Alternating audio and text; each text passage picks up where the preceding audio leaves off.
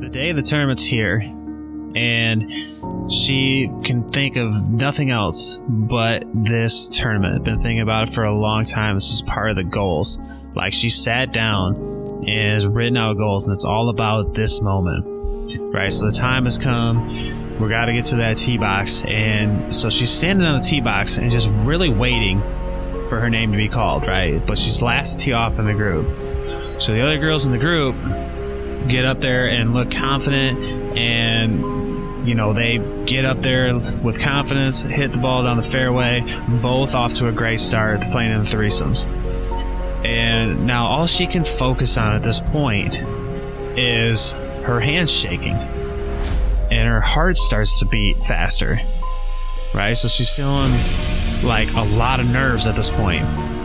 Okay, so waiting, and it feels like forever, but they finally call her name, and she starts walking up there, and again, instead of being able to see out and really picture what's going on, all she can focus on is the internal nerves, right? And even before this, she told her coach that she's nervous, and so the coach says, calm down, and spectators around just giving her the hands down, just calm down, relax.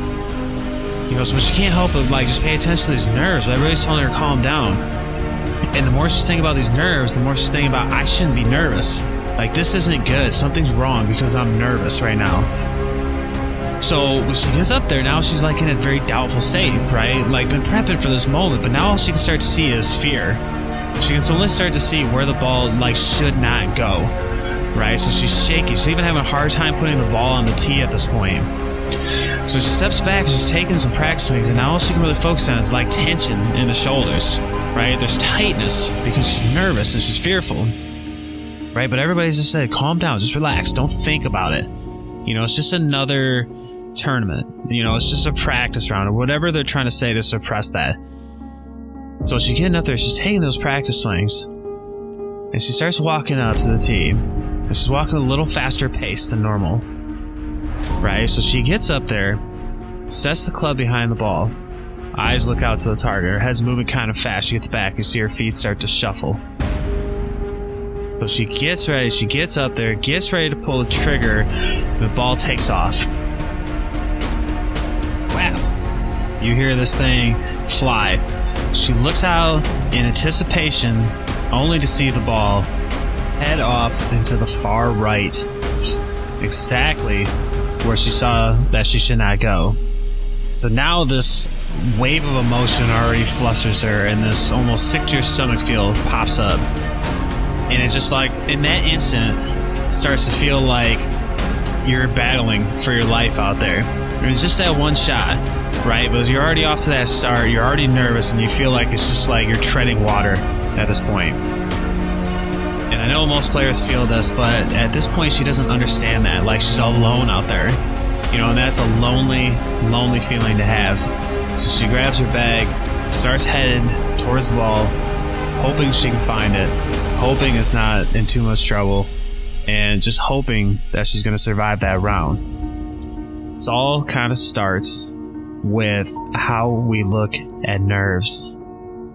And in this episode, we're going to go over everything you need to know about nerves and how she should have approached this differently to play her best that round.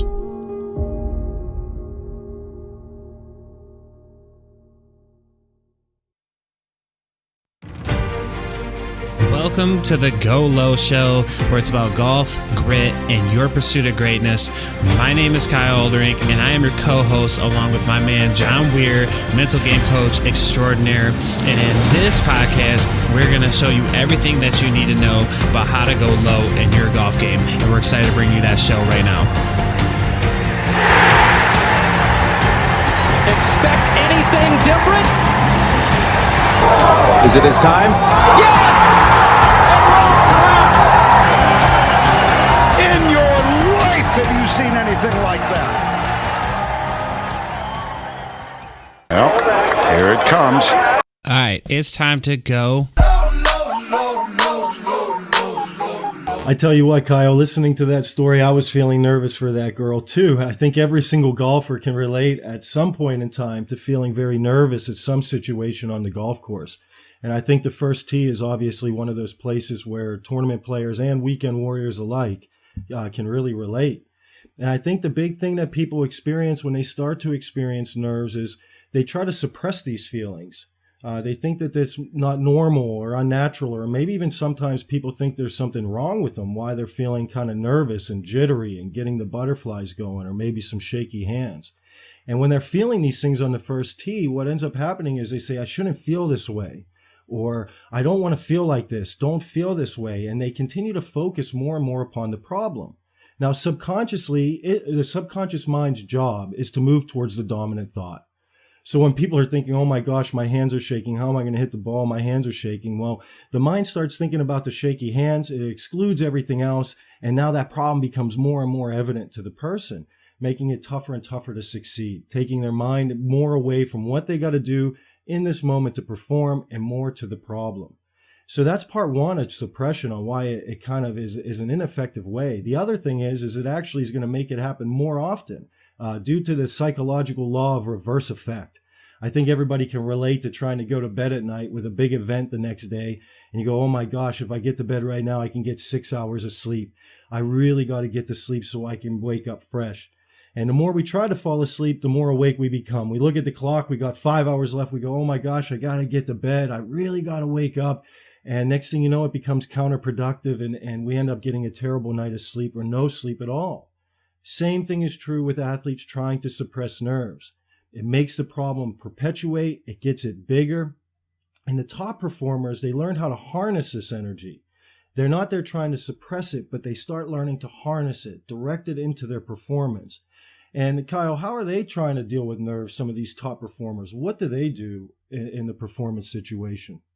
Well, the biggest thing is really great athletes really understand what's going on. But, the other thing is when you're talking about that suppression is that, players feel lonely out there. They feel like they're the only ones feeling that. And the first thing you got to understand is you're not alone. Like everybody's nervous, especially in, the bigger the moment, like the more nervous people are. But if we understand what nerves are actually doing, like this is your body's way of trying to help you. And when you understand that, we can redirect that and really make that more of, I call it turning nerves into your superpower, but we can really understand what's going on and help you. So a couple things about what's going on is like your heart beating faster is blood pumping to your brain. So you're getting more blood in your brain to make better decisions. Basically makes you think clearer. Shakiness is neurons firing out to your extremities so you can move faster. Adrenaline makes you stronger. Butterflies in the stomach is acid leaving because your bodies know it's not going to eat, so it's designating resources, other places that can be useful. When you understand that, listen, this is your body's way of helping. This isn't like a bad thing. And you can learn how to harness those things by redirecting and taking the, like you said, the suppression out of there, the fear out of there. And not looking at I'm nervous, this is a bad thing. This is like, okay, this is a big moment. And my body's like pumping me up to do this. And I'm going to be able to make better decisions. And I'm going to be able to hit the ball further. Obviously it can get out of control, which we're going to talk about more. But, being able to understand that and reframe that into what we call a performance energy, which actually is your word I stole from you. But I love that. It's a performance energy because nerves and excitement are the same thing. And I think that's important for people to understand is just a different way of looking at it. So when we understand, again, this is an energy that's going to help you perform if you embrace this. And again, it's not trying to hide. It's not trying to suppress. It's not trying to think of it as bad. It's just saying, look, I'm nervous, but I'm ready to play. And that's a big deal. I think you're spot on with that. I think the first thing is they're labeling it different than people who are trying to suppress it or dealing with the negative effects of nerves or what's going on in the body. So starting by calling it performance energy right away, we already have some more positive feelings with that. The other thing we want to do is start taking control of our body language so it's reflecting that positivity or the way we want to perform. Now, Tiger Woods and these great drivers of the golf ball, when you see them in these big moments, they're on the tee and they have these power postures going on. You see them, they're exuding confidence with their body language. You can even feel it being around them. I guarantee you that girl in our story wasn't in that situation. I think that you would see this low power posture, as they call it, head down, slumped shoulders, all these nervous, fidgety types of behaviors going on. And so let's look at what's actually happening. Little do they know is the high level performers, They know that by taking control of their body language, they're actually manipulating what's going on in their mind and the hormonal and chemical releases going on. Harvard did a study where they trained people to go into high power posture positions and hold that posture for 1 minute, and they wouldn't deviate. So they're holding themselves like this, and they would take saliva swabs, and they did tests. And then they would have them do low power posture and have them hold that for a minute, do a saliva test. And what they found was those in the high power posture within 1 minute had a boost in testosterone, almost 25%, and a decrease in cortisol, which is the stress hormone, by 30%. Low power posture, guess what happened? A big spike in cortisol, up to 30% increase, and a decrease in testosterone, our performance enhancing hormone, right? It decreased about 20%. So standing on the tee in the way you stand there is actually going to influence your performance. Watch Tiger, watch the great drivers of the golf ball, even in the big moments. Watch how they're holding themselves. It's deliberate and it's intentional. Apply this rule on the course next time you go and play. You're going to find yourself handling the nerves a lot better. Yeah, I mean, that's a good point. It's very interesting how like fast our physiology and stuff changes just from standing different. Like I find that just very fascinating, because when we're in that doubtful state and we're suppressing nerves and we're doing all that, I mean, basically the what ifs start. You know what I mean? So the what ifs are, what if I miss this? You know, what if I hit this out of bounds? What if I embarrass myself? I mean, it's usually on a much deeper level, as you know. It all comes back to just fear and judgment and stuff like that. But we start playing these scenarios out, like, how am I going to feel about myself if I don't perform well under this big, microscope, basically, is what we feel like. It's a lonely stage out there, especially when we're nervous and we start getting doubtful. When we get into those what ifs, it's just a whole different thing. But we got to know how to redirect our, that performance energy, what we need to focus on, because when we don't know, that's when all that stuff starts to play out. So the more we can define our process and what we need to do to actually execute a shot is like 100%. I think the biggest thing players can absolutely do and understand is that you have to have every single step of your process defined and practice it like every single day. And too many players, again, just go out and they'll just hit random putts, and then they go out onto big moments, and then they start trying to go through these routines and processes, and it just doesn't equate, because they don't practice it, they don't have it defined. And even if they do go out there and they try to do this, like, it's just they're not committed enough to it because they don't know it's not defined enough. So we got to learn to define those processes. We got to learn to diffuse the what ifs and just understand, again, that really the nerves are going to be a part of it. I mean, it's a big deal. It's just like public speaking, right? I mean, most speakers don't step on stage without having a little bit of nervous energy. Right. Yeah, absolutely. So let's kind of recap where we're at in this breakdown, right? We've learned the common misconception about nerves, which is that it's a normal, natural thing. Don't try to suppress it. We got to learn how to harness this. We learn what nerves actually are. It's actually performance energy. It's our body and mind getting ready to perform because it matters to us. We want to take control of our body language and direct our mental focus towards the steps of our routine. And we're already going to get off that first tee better. We're going to already succeed in more situations just by understanding these simple principles. But obviously, we want to go next step further. We want to learn how we can train this in and out of practice, right, so that when we get to the course, we are ready to go and we can go and shine. Mm-hmm. So what's some of the training that you would encourage, Kyle, in these situations to overcome nerves? What are some ways we can address it? Well, I mean, the first thing is actually getting your heart rate up and practicing in those situations. And that's something I think that's being a little more embraced in golf now. But I would say 2-3 years ago, it was like unheard of. But, people started doing that. But, the better you can get yourself in the situation you're feeling, like, yes, your heart is going to be beating. It is so easy to get your heart rate up. You can run, jumping jacks, jump rope, push-ups, whatever. It's so easy to get your heart rate elevated and then go through some, we'll call them pressure drills. And again, in further segments, we'll get into the specifics of those. But it's so easy to find a challenge that is good for you, get your heart rate up, and then do that. And then again, when you get good at that, you can do that against others. You can compete against others.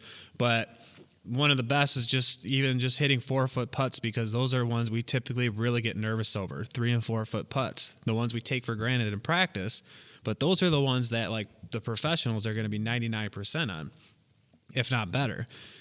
So, really doing some sprints, running back and trying to knock down, a certain amount of 4-footers in a row with your heart rate really thumping is a big one. Because you start to embrace it. You start to just get used to being there. It's just like playing a competition. The more you do it, the more comfortable you get in those modes.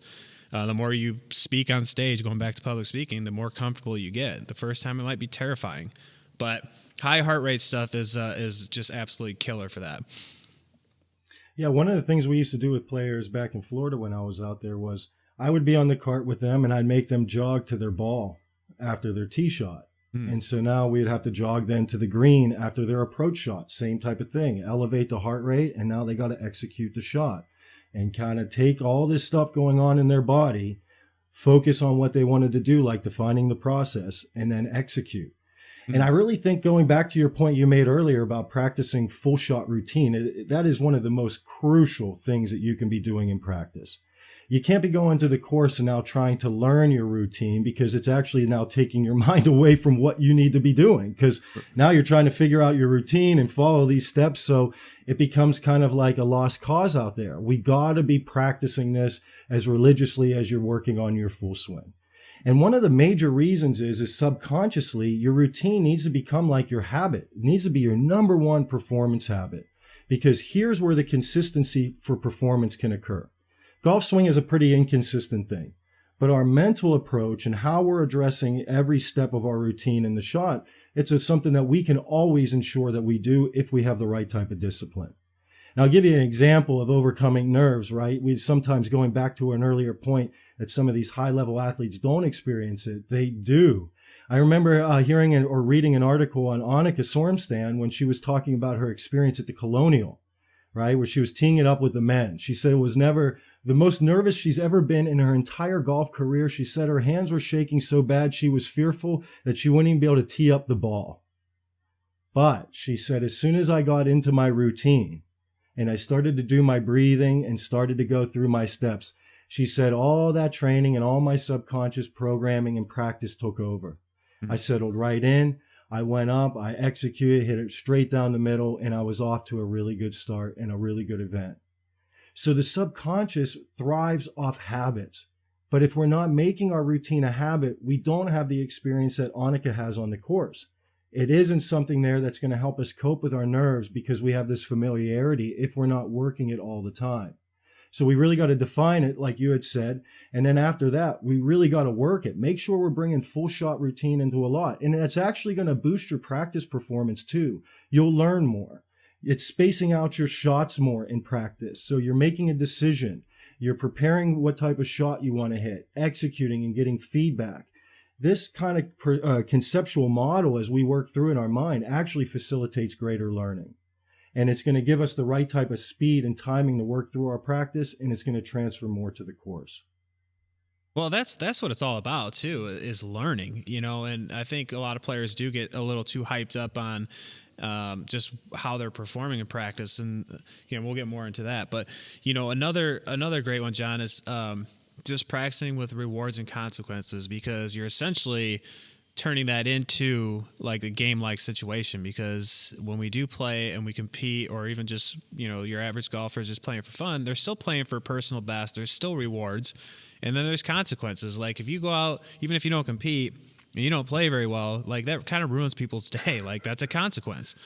So there's always something on the line, as big or as little as it is. But, when we put that into practice, and we're willing to accept these consequences, and I'll just give you a couple like good ones, especially because, you're in California, so you don't understand this. But when it gets cold here, jumping or like running outside in short sleeves when it's freezing cold out is a consequence.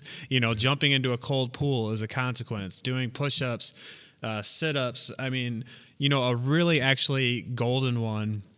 This works a little more for ladies than it does anybody else, but like no Starbucks for a week.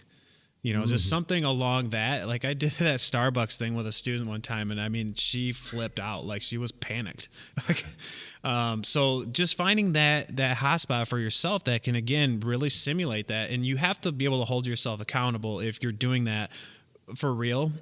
because it's easy to say, yeah, I'm going to do these push-ups if I don't complete this exercise. But if nobody's watching, you could easily just go, next time I'll do them. But when you're really willing to hold yourself accountable and you're going to stick to it, then that consequence is real. And when the consequence is real, that's going to help you start to simulate it the best you can. And then, playing against other people, playing for money is a huge one. I don't condone that for younger kids, but, there's nothing worse than the threat of losing money. But those are all good things. And then rewards too, just, what do you want?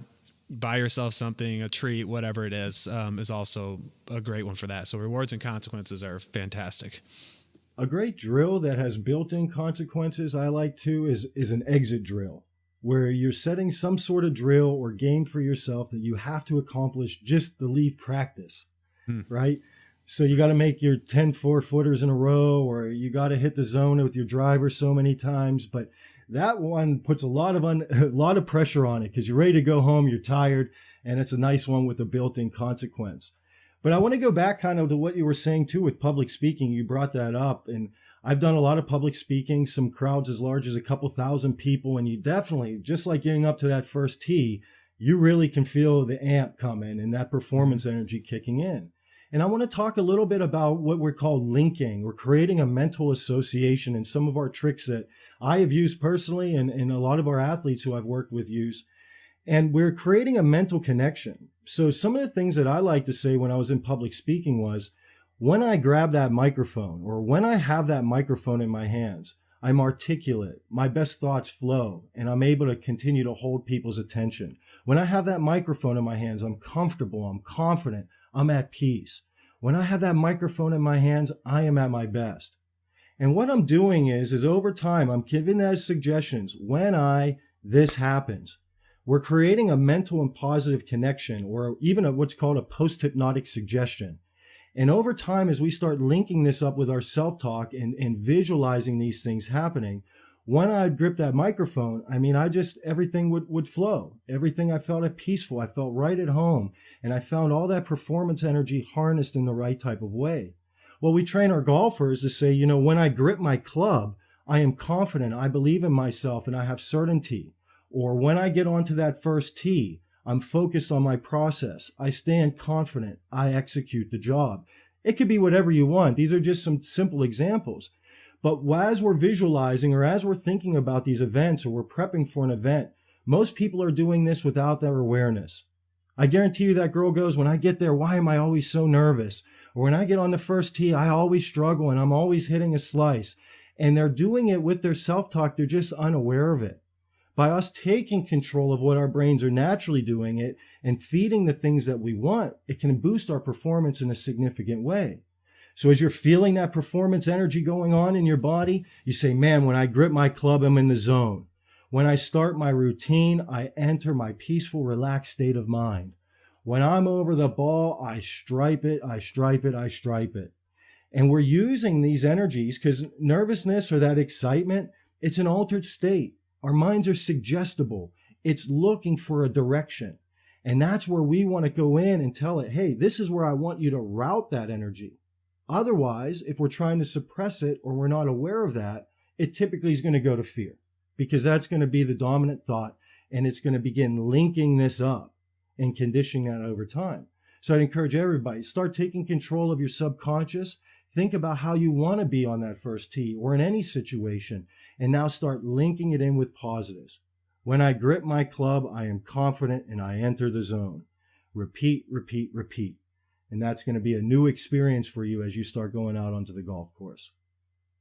Yeah, so, I think that's a lot of great stuff and great takeaways for the listeners, for sure. So I'll just give you a few of my closing thoughts here. Because again, I just can't stress enough to really recap this. The nerves just aren't a bad thing. I can't say that enough. And it's just so I did a survey with a ton of colleges, and one of the top answers that came back, and my question was, what is the number one thing you struggle with under pressure? And the predominant number one answer was, I struggle with nerves or performance anxiety. And it just again, it brings that to the light. Like, it just, people just don't understand it, because they were saying a lot of the same thing in the context, is that, you know, I can't calm down, and everything was about, I need to calm down, and I can't. Right. I can't get myself into a comfortable state. So they keep seeing that as like, this is bad because I'm in this state and I shouldn't be. And again, like we talked about throughout the episode here, is when you suppress it like that and you start thinking you're doing something wrong or something's wrong with you, then there's going to be issues. So you need to learn how to redirect that, understand its performance energy. But here's the real truth, is that it's not going to be easy. You're not going to just go, okay, this is performance energy, and then just flip. Like, I want to make that totally clear that stuff needs to be practiced. It needs to be conditioned, and you need to be very, what's the word I'm looking for here? Diligent, I guess, on staying to this stuff, disciplined. And because, again, everyone's looking for that, well, if I just think like this, it's going to change. If I just go to the course and think positive, it's going to change. And it's not. Like, we need to be real with everybody. It's just not. So being disciplined to making these changes to how you think and how you act is going to be what's the difference between good performance and poor performance. Yeah, absolutely. I think it's really all about looking at this not as a fix or as like a simple shift, which it can help. A lot of these things right here can help make immediate performance differences. But I do think you got to look at it as a habit formation. And it takes time to form a habit. And many people, they just want to kind of give up on their mental game quick. They kind of give it like a single serving, if you will, and they kind of teeter it. But what you're dealing with is all your old habitual thoughts and emotions and performance habits that we're going up against. And so it is going to take time to discipline the mind and chip away at that. I think if you talk to most golf instructors, they'll tell you if you're going to rebuild a golf swing, it's probably going to be about a year to 18 months until that is really grooved in, if it's a big comprehensive change. And a lot of players are okay with dealing and committing to that time frame to work on their swing and their technique, and they know it's going to take time. The same thing holds true mentally, because we have these habits and a lot of things that we're unaware of. So first step in changing anything or improving it is elevating your awareness. Today, we have a new level of awareness about what nerves actually are. You're already in a better place and moving in a new direction on handling it. So give yourself, like Kyle was saying, the time to be disciplined and diligent. It's about creating habits. And what I always stress with a lot of my players is we're looking for 1% improvements. Let's get 1% better next time you're on the tee with dealing with your nerves. Let's get 1% better at directing our mind. Let's get 1% better each time we're going out in these situations. And what you're going to find is it kind of works like compounding interest. These 1% stack and stack and stack and stack. And next thing you know, after just a few weeks, you look back at where you started from. You don't even recognize that player or that athlete. So let's look for those 1% improvements all the time in these different regards. Work for habit creation, and by all means go out and start taking control of yourself on the course. There's a great performer in you, and it's begging to come out and ready to come out.